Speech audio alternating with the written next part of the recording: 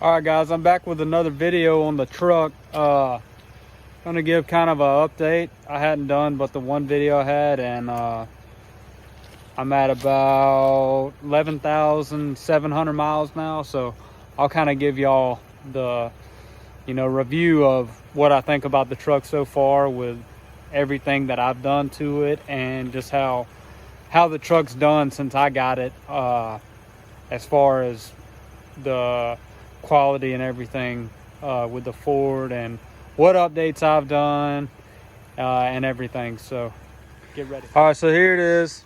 Seen it before. Big differences this time is I just swapped up and got a new set of wheels and tires on the truck. These are the Hostile Alphas and 22s paired with 33 Toyo MTs. I just got them on a few days ago, and I did have 35 Ridge Grapplers, but they rubbed way too hard, so I had to swap them out for these 33s. The next thing is I got the bed liner finally.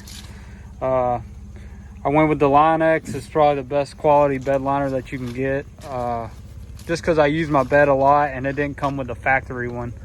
So that's one of the biggest updates that I've gotten since the last video and everything.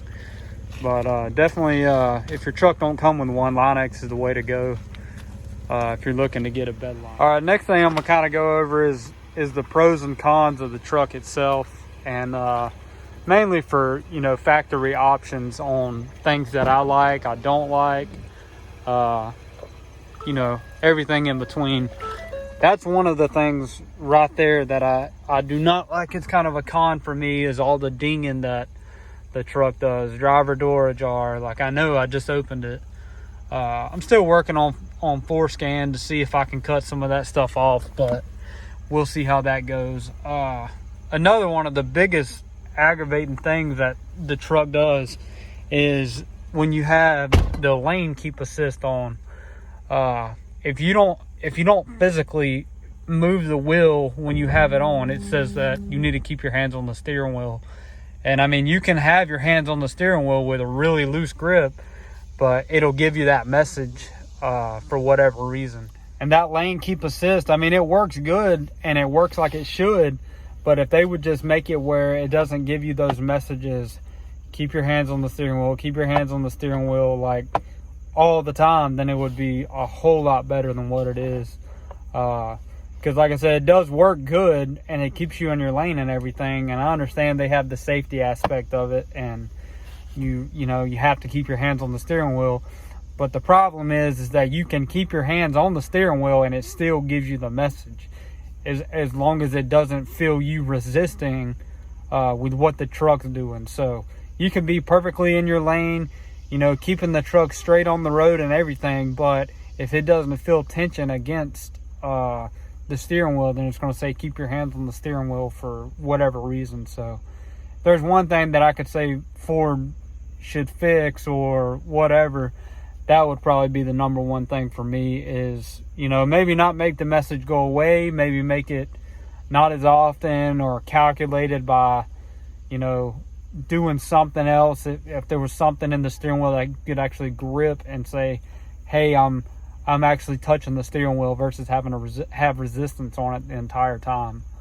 But cons, there's really not a whole lot with the truck, mainly just those dinging noises, which I'm working on fixing with forescan. I may do another video later on the how-tos for forescan, because a few of the other things that I have done so far with forescan is I put Bambi mode on, which is, if you didn't know, to make it where your high beams stay on with your fog lights and your regular low beam lights. So yeah, there's another dinging going on. So I'll flip the camera around and I'll show you. Yeah, so I know it's daytime and I don't need the lights right now, but if it were night or whatever, I mean, you can still see the lights. But normally if you turn your fog lights on and you have them on running and then your high beams come on, it cuts the fog lights off.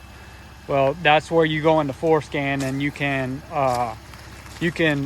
put in the program and in the module and tell it, hey, I want the I want the fog lights to stay on even when the high beams are on. So that's definitely a good feature that I've done on there.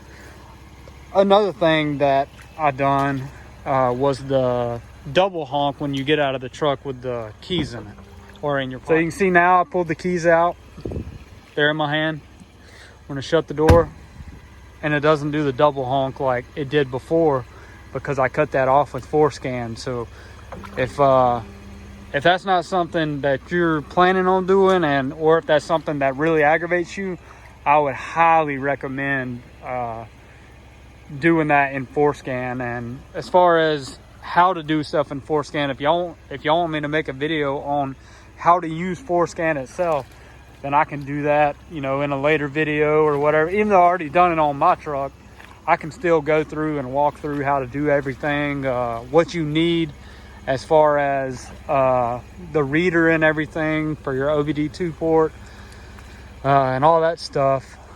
But y'all just let me know if y'all want to see that. The last thing that I disabled on FORScan is that the auto start stop feature that come in these trucks nowadays.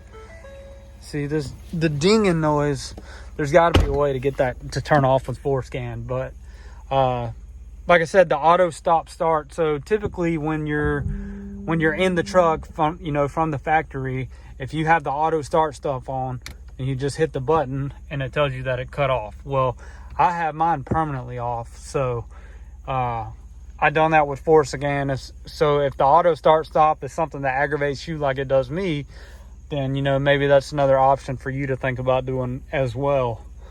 All right, guys, that's pretty much it. I know I said I was going to do pros and cons. For pros, really, you know, I love the truck. It's my favorite Ford that I've had so far. It's got every little option that you could want, you know, and the new sync system, it's awesome compared to the last few that I've had. The screen's nice, you know, it's got tons of features on it. It's just minor things for the cons. I mean, not nothing not worth buying the truck for, but, you know, just minor critiques for you as an individual, or, you know, whoever's driving the truck daily. They all have different opinions. So like I said, pros, there's tons of stuff. I mean, I could go over it all day long, but, you know, it's a nice truck. I enjoy the truck, and I like it even more now that I got these new wheels and tires on. So hey, y'all keep at it. Y'all make sure to hit that subscribe button, like the videos, and I'll try to keep more content coming. It's hard to, you know, as much as I work, but I'm gonna try and pump some more videos out as long as people want to watch them. So hey, y'all take it easy. I'll see y'all later.